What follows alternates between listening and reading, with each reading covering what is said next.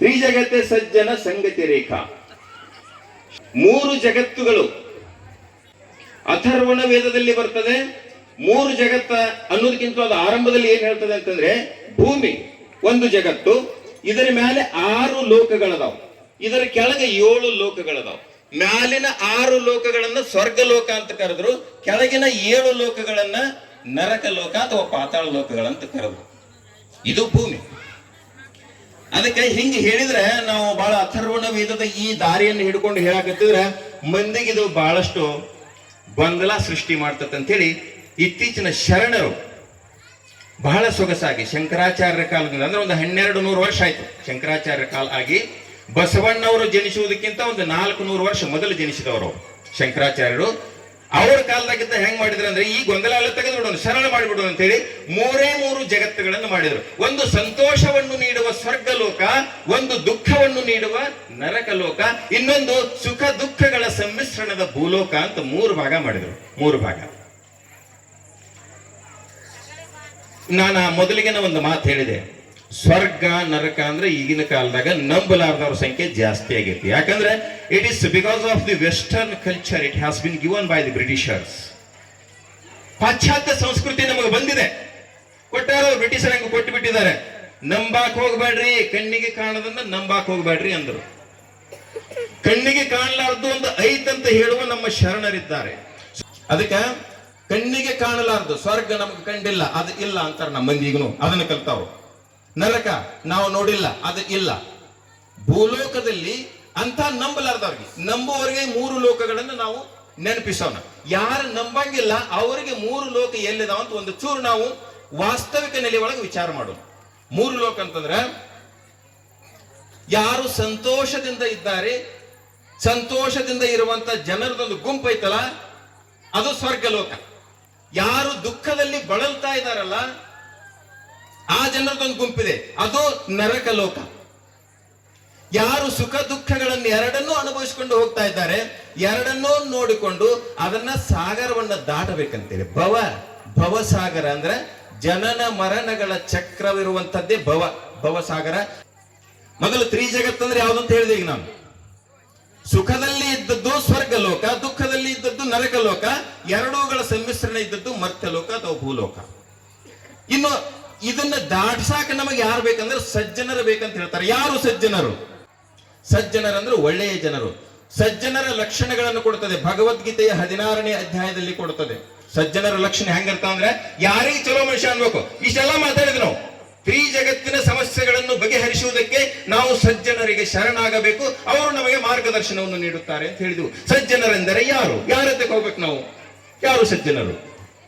ಅಲ್ಲಿ ಲಕ್ಷಣಗಳನ್ನು ಕೊಡ್ತಾರೆ. ಒಂದು ಸತ್ಯವಂತನಾಗಿರಬೇಕು. ಬಹಳ ವಿವರಣೆ ಕೊಡುವುದಿಲ್ಲ ನಾನು, ಸಮಯ ತುಂಬಾ ಕಡಿಮೆ ಇದೆ. ಒಂದು ಸತ್ಯವಂತನಾಗಿರಬೇಕು. ಎರಡನೇದು ಅತಿ ಬಹುದೊಡ್ಡ ಗುಣ, ಸರ್ವ ಸದ್ಗುಣಗಳ ಗುಣ ಅಂತ ಕರೀತಾರೆ. ಅದಕ್ಕೆ ದಯಾಗುಣ ಇರಬೇಕು. ದಯಾಗುಣ ಇತ್ತಂತಂದ್ರ ಅವ ರಾಜಕಾರಣಿ ಇರಲಿ, ಸ್ವಾಮೀಜಿ ಇರಲಿ, ಒಬ್ಬ ಭಕ್ತನಾಗಿರಲಿ, ಒಬ್ಬ ಅಧಿಕಾರಿಯಾಗಿರಲಿ, ಸಾಮಾನ್ಯ ಮನುಷ್ಯನಾಗಿರಲಿ, ರೈತನಾಗಿರಲಿ, ಅವನ ಜಗತ್ತು ಗುರುತಿಸ್ತತೆ, ಅವಾಗ ಶಬಾಷ್ಗಿರಿ ಕೊಡ್ತತೆ, ಅವ ಬೆಳಿತಾನೆ. ಎರಡನೇದು ದಯಾಗುಣ ಇರಬೇಕು, ದಯಾ. 3ನೇ ಗುಣ ಯಾವ್ದಂತಂದ್ರ ನಿರಂಕಾರಿಯಾಗಿರಬೇಕು. ಎಲ್ಲನೂ ಬಲ್ಲೆ ಅಂತ ಹೇಳಿ ಗರ್ವ ಅಹಂಕಾರಗಳು ತುಂಬಬಾರದು ಅಂತ ಹೇಳ್ತಾರೆ. 4ನೇ ಗುಣ ಯಾವ್ದಂತಂದ್ರೆ, ನಿರಂಕಾರಿ ಆದ್ಮೇಲೆ ಬಹಳ ಪ್ರಮುಖವಾದದ್ದು ಪರೋಪಕಾರವನ್ನು ಮಾಡುವಂತಹ ಗುಣವಿರಬೇಕು. ಶಾಂತ ಸ್ವಭಾವದವನಾಗಿರಬೇಕು, ಸಮಭಾವವುಳ್ಳವನಾಗಿರಬೇಕು. ಶ್ರೀಮಂತರನ್ನ ಕರೆಯುವುದು, ಬಡವರನ್ನ ಬಿಡುವುದು, ದುಃಖಿಗಳನ್ನ ದೂರಕ್ಕೆ ನೂಕುವುದು, ಸಂತೋಷದಿಂದ ಇದ್ದವರನ್ನ ಕರೆಯುವುದು. ಹೆಣ್ಮಕ್ಳಂದ್ರೆ ಕೀಳ, ಗಂಡ ಮಕ್ಕಳಂದ್ರೆ ಶ್ರೇಷ್ಠ, ಬಡವಂದ್ರೆ ಕನಿಷ್ಠ, ಸಾಧಕ ಅಂದ್ರೆ ಶ್ರೇಷ್ಠ. ಬಡವ ಬಲ್ಲಿದ ಎಲ್ಲರನ್ನು ಸಮಾನ ದೃಷ್ಟಿಯಿಂದ ಕಂಡು ಅವರ ಕಷ್ಟಗಳನ್ನು ಪರಿಹರಿಸಬಲ್ಲಂತಹ ಶಕ್ತಿ ಯಾವನಿಗಿರ್ತದೋ, ಇಂತಹ ಸದ್ಗುಣಗಳ ಜೊತೆಯಲ್ಲಿ ಒಂದು ಗುಣ ಆಟೋಮೆಟಿಕ್ ಆಗಿ ತಾನೇ ಬರ್ತಕ್ಕಂಥದ್ದು. ಯಾವ್ದಂತಂದ್ರೆ, ಈ ಎಲ್ಲ ಸದ್ಗುಣಗಳಿದ್ದಾಗ ದೈವಿ ಭಾವ ಅನ್ನೋದು ಬರ್ತಕ್ಕಂಥ. ದೈವಿ ಭಾವ, ದೇವ ಭಕ್ತನಾಗಿರಬೇಕು. ಇಂಥ ಎಲ್ಲ ಗುಣಗಳು ಯಾರೆಲ್ಲಿದಾವು ಅವರನ್ನ ಸಜ್ಜನರು ಅಂತ ಕರೀತಾರೆ. ಇಂತಹ ಸಜ್ಜನರ ಸಂಘಕ್ಕೆ ಹೋದ್ರೆ ನಮ್ಮ ಕಷ್ಟಗಳ ನಿವಾರಣೆ ಆಗ್ತಾವ ಅಂತ ಹೇಳ್ತಾರೆ. ಬಹಳ ಸಂತೋಷದಿಂದ ಇದ್ದಂತ ಒಂದು ಕುಟುಂಬಕ್ಕೆ ಸಜ್ಜನರ ಸಂಘ ಇರಲಾದಕ್ಕೆ ಏನಾತಂತ ಒಂದು ಘಟನೆಯನ್ನು ಹೇಳ್ತೀನಿ. ಒಂದು 8 ವರ್ಷದ ಹಿಂದೆ ನ್ಯೂಸ್ ಪೇಪರ್ ನಲ್ಲಿ ನಾನು ನೋಡಿದ್ದು, ಬೆಂಗಳೂರಿನಲ್ಲಿ ಬಹಳ ಬಡವರ ಮಗ ಕಲಿಬೇಕು ಕಲಿಬೇಕು. ಯಾವ ದೇವಸ್ಥಾನಕ್ಕೆ ಹೋಗಬೇಡ, ಸ್ವಾಮೀಜಿಗಳಿಗೆ ಭೇಟಿ ಆಗಬೇಡ, ಗೆಳೆಯರಿಗೆ ಭೇಟಿ ಆಗಬೇಡ, ಎಲ್ಲೂ ಹೋಗ್ಬೇಡ, ತಮ್ಮ ಒಟ್ಟ ಕಲಿನಿ ಅಂತ ಕಲಿಸಿದ್ರು. ಹಂಗ ಕಲಿತಾ ಯಾರ ಸಂಪರ್ಕದಾಗೂ ಇರಲಿಲ್ಲ. ನೌಕರಿ ಬಂತು, ಕಂಪ್ಯೂಟರ್ ಇಂಜಿನಿಯರ್ ಆತ, ಒಂದು ತಿಂಗಳಿಗೆ 2 ಲಕ್ಷ ರೂಪಾಯಿ ಪಗಾರ. ಅಂಥದ್ದು ಒಂದು ಹೆಂಡತಿ ಆದ, ಅವ್ರಿಗೊಂದು ಮಗುವಾಯ್ತು. 1.5 ವರ್ಷದ ತನಕ ತಂದೆ ತಾಯಿ ಹಳ್ಳಿ ಒಳಗೆ ಆ ಮಗುವನ್ನು ಬೆಳೆಸಿ ವಾಪಸ್ ಅವರಿಗೆ ಕೊಟ್ಟು ಕಳಿಸಿದ್ರು. ಬೆಂಗಳೂರಿಗೆ ಹೋದ್ರು. ಬೆಂಗಳೂರಿಗೆ ಹೋದಾಗ ಸತಿಪತಿಗಳು ಬಹಳ ಸುಂದರವಾದಂತ ಸಂಸ್ಥಾನ ಅದು. ಒಂದು ಕಾರ್, ಒಂದು ಸಂಸ್ಥಾನದ ರಾಜ ಇದ್ದಂಗಿದ್ದ. ಕಾರ್ ಇತ್ತು, ಬಂಗಲೆ ಇತ್ತು, ತಿಂಗಳಿಗೆ 2 ಲಕ್ಷ ರೂಪಾಯಿ ಪಗಾರ ಇತ್ತು. ಬೇಡಿದ್ದು ತಿಂದರು, ಬೇಡಿದಲ್ಲಿ ತಿರುಗಾಡಿದರು. ಮಗುವನ್ನ ಜೋಪಾನ ಮಾಡಕ್ ಈಗ ಬೆಂಗಳೂರಿಗೆ ಕರ್ಕೊಂಡ್ ಬಂದ. ಅದು ಎಷ್ಟು ಚಂದ ಆಡ್ತಿತ್ತಂದ್ರೆ ಕೂಸ, ತಂದಿ ಚಸ್ಮಾ ಹಾಕೊಳ್ಳೋದು, ತಂದಿ ದೊಡ್ಡ ಬೂಟ್ ಹಾಕೊಳ್ಳೋದು, ಮೈ ಮೇಲೆ ಎರ್ಬಿನ ಹಾಕೊಂಡಿರ್ತಿದ್ದಿಲ್ಲ. ಅವ್ರ ಅಪ್ಪ ಹೆಂಡತಿನ ಹೆಂಗ್ ಕರಿತಿದ್ದ, ಡಾರ್ಲಿಂಗ್ ಅಂದ್ಕೂಲೆ ಅದು ಡಾರ್ಲಿಂಗ್ ಅಂತಿತ್ತು. ಅವ್ರ ಅಪ್ಪನಕ್ಕೆ ರೀ ಅಂದ್ಕೂಲೆ ತಾನು ರೀ ಅಂತಿತ್ತು. ಹಂಗಲ್ಲಪ್ಪ ಮಮ್ಮಿ ಅನ್ಬೇಕಂತಿದ್ದ ಆಕಿ. ಮಮ್ಮಿ ಅನ್ನಕ್ ಹೋಗಿ ಎಮ್ಮಿ ಅಂತಿತ್ತು ಒಮ್ಮೊಮ್ಮೆ. ಅಪ್ಪಗೆ ಡ್ಯಾಡಿ ಅನ್ಬೇಕಂತ ಕಲಿಸ್ತಿದ್ರು, ಅದಕ್ಕೊಮ್ಮೊಮ್ಮೆ ಗಾಡಿ ಅಂತಿತ್ತು. ಹಂಗ್ ಬೇಡ, ಕನ್ನಡದಾಗ ಕಲ್ತ್ಕೊಂಡು ಇರ್ಲಿ, ಅವ್ವ ಅನ್ನು ಅಪ್ಪ ಅನ್ನು ಚಂದ ಅಂತಿತ್ತು. ಬಹಳ ಸಂತೋಷದ ಸಂಸಾರ ಅದು. ಅವ ತಂದೆ ಅದಕ್ಕೆ ಮಗುವಿಗೆ ಆಟ ಆಡ್ಸಕ್ ಹಿಂಗ ಕಾಯಿನ್ ಹಿಡಿದು ಹಿಂಗ ಚಿಮ್ತಿದ್ದ, ಅದ ತನ್ನ ತೆಳಗ್ ಬೀಳ್ತಿತ್ತು. ಅದನ್ನ ನೋಡಿತ್ತು. ತಂದೆ ತಾಯಿ ತಮ್ಮ ಕೆಲಸದೊಳಗೆ ಇವ್ರು ಕೂತಿದ್ರು. ಮಗು ಆಡ್ಕೋತ ರೊಕ್ಕ ಹಿಂಗ್ ಚಿಮ್ಕೋತ ಹೋಗಿ ಒಂದು ಬಚ್ಚಲ ರೂಮ್ನಾಗ ಹೋಗಿ ಬಕೆಟ್ನೊಳಗೆ ಹಿಂಗೆ ಚಿಮ್ಮಿತು. ಆ ರೊಕ್ಕ ಹೋಗಿ ಬಕೆಟ್ನಾಗ ಬಿತ್ತು, ಬಕೆಟ್ ತುಂಬಿತ್ತು. ಅದನ್ನು ತಗೋಬೇಕಂತ ಕೈ ಹಾಕಿತು. ಕೈ ಹಾಕಿದ ಕೂಸ ಕಾಲ ಮೇಲಾದು, ತಲೆ ತೆಳಗಾತು. ಒದರ್ತತಿ, ಬಾಯಿ ಬರಾಕತ್ತಿಲ್ಲ. ಕೂಸು ಒಳಗೆ ಬಿದ್ದತಿ. ತಂದೆ ತಾಯಿ ಬಂದ್ರು, ಕೂಸಿನ ವಾಪಸ್ ಹೊರಗೆ ತೆಗೆದ್ರು. ಬದುಕಬಹುದಂತ ಅಪೇಕ್ಷೆ ಇಟ್ಕೊಂಡ್ರು, ಹೊಟ್ಟಿ ಒತ್ತಿದ್ರು. ಕೂಸಿನ ಬಾಯಿ ಒಳಗಿದ್ದ ನೀರು ಬಂದು ಜೀವ ಬರಲಿಲ್ಲ. ಕೂಸು ಸತ್ತು ಹೋಗಿತ್ತು. ಆಕ್ರಂದನ ದುಃಖ. ತಂದೆ ತಾಯಿ ಇಬ್ರು ಮುಖ ನೋಡ್ತಾರ. ಕಣ್ಣು ಆಲೆಗಳು ತುಂಬಿ ಬಂದಾವ್. ಅಳಬೇಕಂತಾರ, ಗಂಟಲು ಬಿಗದತ್ತೆ. ಮಾತಾಡ್ಬೇಕಂತಾರ, ಮಾತು ಬರೋಲ್ಲು. ಅಷ್ಟು ಅಪರೂಪದ ಪ್ರೀತಿ, ವ್ಯಾಮೋಹ ಅಲ್ಲಿತ್ತು. ಮಗು ಸತ್ತು ಹೋಗಿತ್ತು. ಒಂದು ಆಲೋಚನೆಗೆ ಬಂದ್ರು ಅವರು, ಇನ್ನೇನಿದೆ ನಮ್ಮ ಬದುಕಿನಲ್ಲಿ, ನಾವು ಸತ್ತು ಹೋಗಿಬಿಡ್ಬೇಕಂತ ತೀರ್ಮಾನ ಮಾಡಿದ್ರು.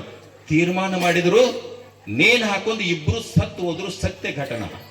ಯಾಕೆ ಹಿಂಗಾಗ್ತದಂತಂದ್ರ, ಸಜ್ಜನರ ಸಹವಾಸದಲ್ಲಿದ್ದರೆ ಒಂದು ಮಾತು ಹೇಳ್ತಾರೆ ಸಜ್ಜನರು, ಹೊಳೆಯುವ ಸೂರ್ಯ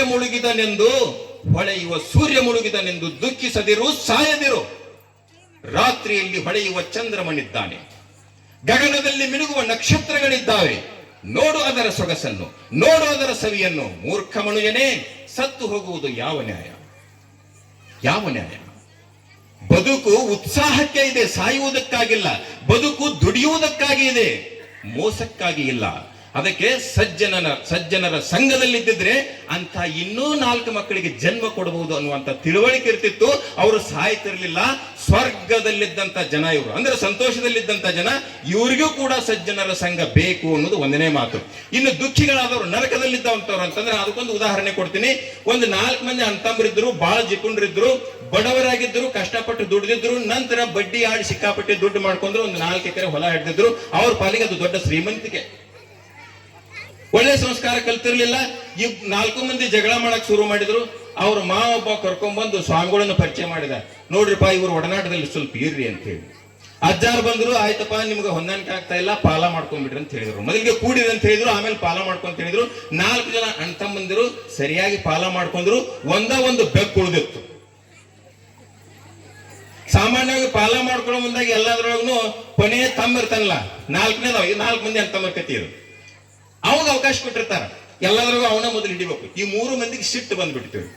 ಏನು ಸುಮಾರು ಅದ ನೋಮರ, ಎಲ್ಲ ಚಲೋ ಹೊಲನೂ ಅವನ ತಗೊಂಡ, ಮನಿನೂ ಅವನ ತಗೊಂಡ, ಎತ್ತಾನೂ ಅವನ ತಗೊಂಡ. ಮೋಸ ಆತಿದ್ ನಮಗ, ಸಿಟ್ಟು ಬಂತು. ಒಂದು ಬೆಕ್ಕು ಉಳಿದಿತ್ತಲ್ಲ, ಬೆಕ್ಕು ಯಾರಿಗೆ ಹೋಗ್ಬೇಕಂದ್ರು. ಅವ 4ನೇ ನಂಬರ್ ಹುಡುಗಿದ್ನಲ್ಲ, ಆ ಬೆಕ್ಕಿನ ಜೋಡಿ ಆಟ ಆಡ್ತಿದ್ದವ. ಥ್ಯಾಂಕ್ಸ್ ಅಂಕುಲೆ ಬೆಕ್ಕು ಬಂದು ಬಲಗೈಲಿ ಹಿಂಗ್ ಥ್ಯಾಂಕ್ಸ್ ಕೊಡ್ತಿತ್ತವಾಗ. ಕಲಿಸಿದ್ದವ, ಹಂಗ ಉಣಿಸ್ತಿದ್ದ, ತಿನ್ನಿಸ್ತಿದ್ದ, ಕಲಿಸಿದ್ದ, ಪ್ರೀತಿ ಅದು. ಬಲಗೈಲಿ ಹಿಂಗ್ ಥ್ಯಾಂಕ್ಸ್ ಕೊಡ್ತಿತ್ತು. ಈ ಹುಡುಗ ಯಾವ ಕಾಲ್ ಕೇಳಬಹುದು ಹೇಳ್ರಿ? 4 ಕಾಲ್ ಹಂಚ್ಕೊಂಡ್ಬಿಡ್ದತ್ ಲೆಕ್ಕ ಆಗ್ತದ. ಲಾಸ್ಟಿಗೆ ಬೆಕ್ಕಾವ್ ಕೊಡಂಗಿಲ್ಲ, ಎಲ್ಲನೂ ಅವನ ತಗೊಂಡ 4 ಕಾಲ್ ಹಂಚ್ಕೊಂಡ ಬಿಡುದು.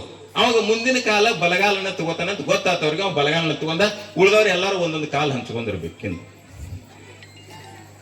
ಹತ್ತಿ ರಾಶಿ ಮಾಡಿ ಎಲ್ಲಾ ದಿಂಡಗಟ್ಲೆ ಒಟ್ಟಿದ್ರು. ಅದು ಭಾಗ ಆಗಿತ್ತು. ಒಂದ ಗೋಡೌನ್ ಇತ್ತು, ಅದ್ರೊಳಗನೆ ಎಲ್ಲರೂ ಕೂಡ ಹತ್ತಿ ಇಟ್ಟಿದ್ರು ತಮ್ಮ ಪಾಲಿಂದು. ಬೆಕ್ಕ ಇವ್ರ ಕಡೆಗೆ ಬಂತು. 3 ಮಂದಿ ಅಂತಂಬರಿದ್ರು, ಸಣ್ಣವ್ ಹೊರಗೆ ಹೋಗಿದ್ದ. ಸಿಟ್ಟು ಬಂತು ಇವ್ರಿಗೆ. ಬಂದತ್ ನೋಡ್ಲೆ, ಸಣ್ಣವನ ಕಾಲ ಬಲಗಾಲ ಮುರಿ ಅದನಂದ್ರು. ಹಿಡಿದು ಕಟ್ಟನಿಗೆ ಒಂದು ಕಲ್ಲು ತಗೊಂಡು ಜಜ್ಜಿ ಬಿಟ್ರು, ಲಾಟಿನ ಕಾಲು ಮುರಿದು ಹೋತು. ಬೆಕ್ಕು ಓಡಾಡ್ಕೋತ ಹಿಂಗ ಅನ್ನ ಕಾಲ ಅಂತರ ಮಾಡ್ಕೊಂಡು ಓಡ್ಕೋತ ಹೊತ್ತು ಜಗಲಿ ಮೇಲೆ ಹೋಗಿ ಬತ್ತಿ ಹಾಕಿ ದೀಪ ಹಚ್ಚಿದ್ರು. ಅದ್ರಾಗ ಹಿಂಗ ತನ್ನ ಪಿಂಜರ ಇಟ್ಟಿತದು, ತಂಪಾಕತ್ತಂತ ಕಾಲು ಇಟ್ಟಿತದು. ಅದ್ರ ಕಾಲಿಗೆ ಅದು ಸಿಕ್ಕೊತ್ತು, ಸಮಾಧಾನ ಅನಿಸ್ಲಿಲ್ಲ ಅದಕ್ಕೆ. ಓಡ್ಕೋತ ಹಂಗ ಗೋಡಾವಣದಾಗ ಹೋಗಿ ಅಲ್ಲಿ ಕೂತ್ ಬಿಟ್ಟಿತು. ಗೋಡಾವಣದಾಗ ಒಂದು 10-15 ನಿಮಿಷ ಕುಂತಿರ್ಬೇಕು, ವಾಪಸ್ ಅಲ್ಲಿಂದ ಹೊರಗೆ ಬರ್ತದೆ. ಯಾಕೆ ಹೊರಗೆ ಬಂತಂತಂದ್ರೆ ಆ ಹತ್ತಿ ದಿಂಡೆಲ್ಲ ಸುಟ್ಟು ಒಟ್ಟು ಉರಿಯಾಕತ್ತಿತ್ತು. ಬೆಕ್ಕು ಹೊರಗೆ ಬರೋದನ್ನು ನೋಡಿದ್ರು ಅವರು 3 ಮಂದಿ ದೊಡ್ಡವರು. ಅವನು ಸಣ್ಣವನು ಬೆಕ್ಕ ಒಳಗೆ ಹೋಗಿ ಬರ್ತದೆ. ಇದೇ ಕಾಲಿಗೆ ದೀಪ ಹಚ್ಕೊಂಡಿರ್ತಾರ ನೋಡಿ, ಇನ್ನಾಯ್ತು ನೋಡಿ ದೀಪ ಅದರ ಕಾಲ. ಅದ ನಮ್ಮ ಹತ್ತಿ ಸುಟ್ಟತಿ.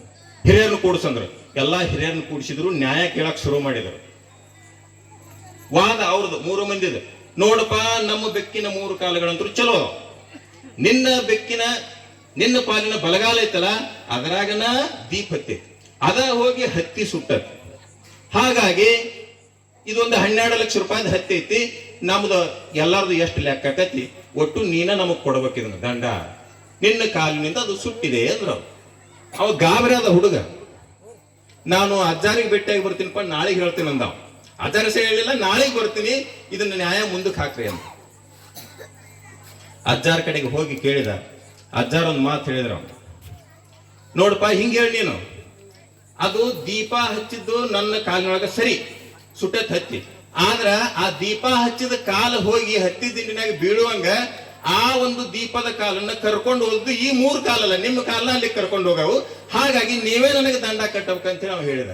ಅಜ್ಜಾರ ಕಲಿಸಿಕೊಟ್ಟ ಮಾತಿದು. ಹೀಗೆ ಪರಮಾರ್ಥದ ಸಾಧನೆಗೆ ದಾರಿಯನ್ನು ತೋರುವುದರ ಜೊತೆಗೆ ಲೌಕಿಕ ಸಮಸ್ಯೆಗಳನ್ನು ಬಗೆಹರಿಸುವಂತ ಶಕ್ತಿಯೂ ಕೂಡ ಮಹಾತ್ಮರಿಗಿರುತ್ತದೆ. ಹಾಗಾಗಿ ದುಃಖಿಗಳಾದಂತಹ ವ್ಯಕ್ತಿಗಳು ಕೂಡ ಸಜ್ಜನರ ಸಂಘದಲ್ಲಿರಬೇಕು ಅನ್ನುವಂಥದ್ದು. ಇನ್ನೊಂದು ಘಟನೆ ಬಹಳ ಅದ್ಭುತ. ಹೊಸದಾಗಿ ಮದುವೆ ಆಗಿತ್ತು, ಹೆಂಡತಿ ತವ್ರ ಮನೆಗೆ ಹೊಂಟು ತಯಾರಾದ. ನೀ ನಡಿ, ಹಿಂದೆ ನಾನು 1 ವಾರ ಬಿಟ್ಟು ಬರ್ತೀನಿ ಅಂದ. ಆಮೇಲೆ ಸ್ವಲ್ಪ ಸಮಯ ಕಳೆದಂಗೆ ನೀ ನಡಿ, ಮುಂದಿನ ದಿವಸ ನಡಿ, ಹಿಂದಿನ ದಿವಸ ನಾ ಬರ್ತೀನಿ ಅಂದ. ಆ ಹುಡುಗಿ ತಮ್ಮ ಕರಿಯಾಕ ಬಂದ, ಬಸ್ನಾಗ ಹತ್ತಿ ಹೆಂಡತಿ ಕೂತಳು. ನೀ ನಡಿ, ನಾ ಎಲ್ಲ ಬರ್ತೀನಿ ಹಿಂದಿಂದ ಅಂದ. ಹಿಂದಿನ ಬಸ್ಸಿಗೆ ಬರ್ತೀರನ ಅಂದ್ರ ಆಕೆ. ಇಲ್ಲ, ನೀ ಹತ್ತಂದ. ಆಕೆ ಹತ್ತಿ ಕೂತಳು, ಆಕೆ ಹಿಂದಿನ ಸೀಟ್ನಾಗ ಹೋಗಿ ಕೂತಾವ. ಯಾಕ್ರಿ ಮತ್ ನೀವು ಬಂದ ಬಿಟ್ಟಿಲ್ಲ, ಮಗ್ಲರ ಕುಂದ್ರ ಬರ್ರಿ ಇಲ್ಲೇ ಅಂದ್ರ. ಹಂಗೆಲ್ಲ ಕುಂದ್ರಾಕ್ ಬರಂಗಿಲ್ಲ, ನಿಮ್ 3 ಮಂದಿ ಬಾಳ ಅದಾರ, ಹೆಂಡತಿ ಜೋಡಿನ ಬಂದತ್ ನೋಡು ಬಾವ ಅಂತ ಬೈತಾರ, ಅದಕ್ಕೆ ನೀನು ಮುಂದಿನ ಸೀಟ್ನಾಗಿರು, ನಾ ಹಿಂದೆ ಕುಂದಿರ್ತ ಅಂದ್ರೆ ಹಿಂದಿಂದ ಬಂದಾನಂತ ನಡೀತದ. ನಾವು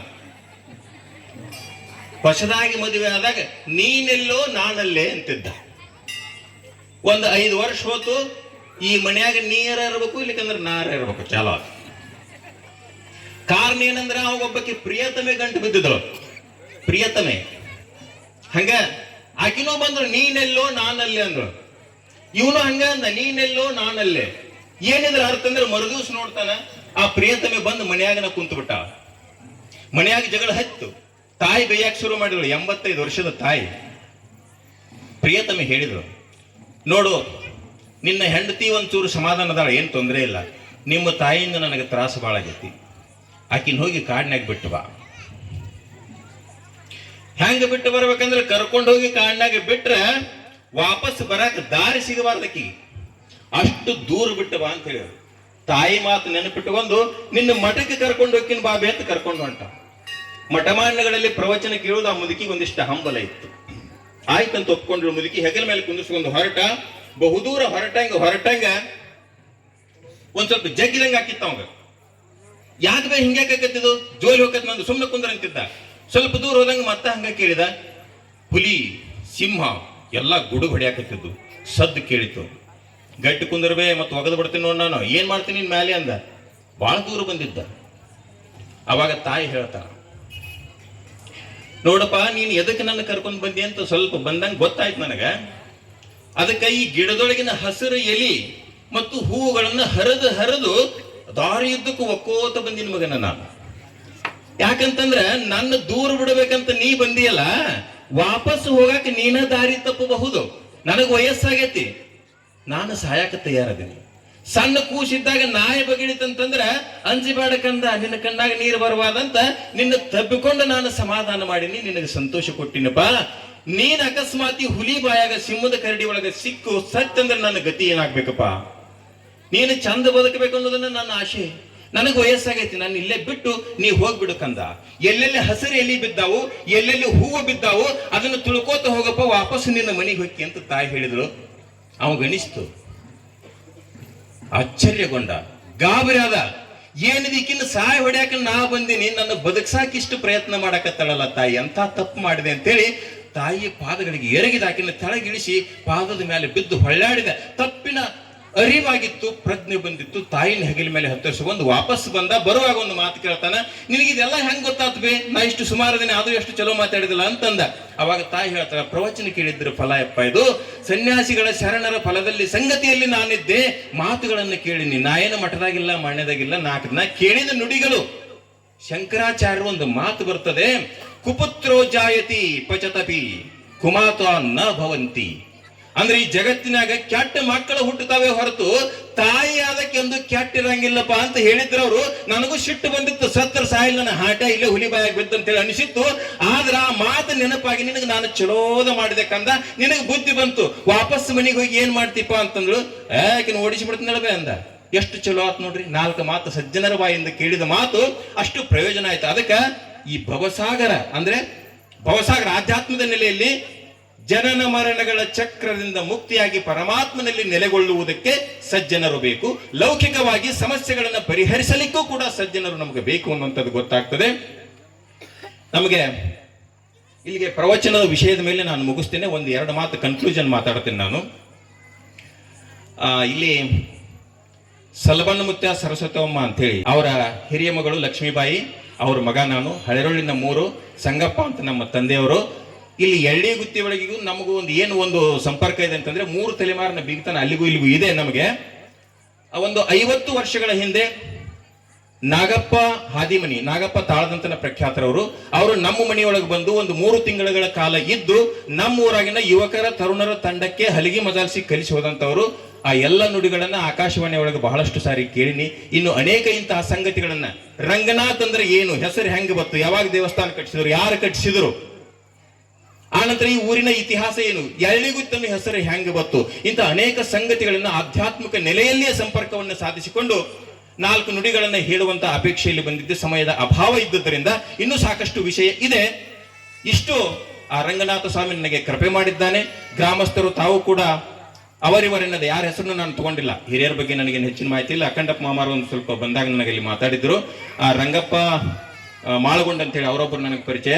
ಅವರು ಇಲ್ಲಿಗೆ ಬರ್ಲಿ ಅಂತ ಅಪೇಕ್ಷೆ ಪಟ್ಟಿದ್ರು. ಅಪೇಕ್ಷೆ ಮೇಲೆ ಎಲ್ಲ ವ್ಯವಸ್ಥೆಯನ್ನು ಮಾಡಿದ್ದಾರೆ. ಸಕಲರಿಗೂ ಶುಭವಾಗಲಿ ಅಂತ ಆಶಿಸಿ ನನ್ನ 2 ಮಾತುಗಳನ್ನ ಮುಗಿಸ್ತೇನೆ.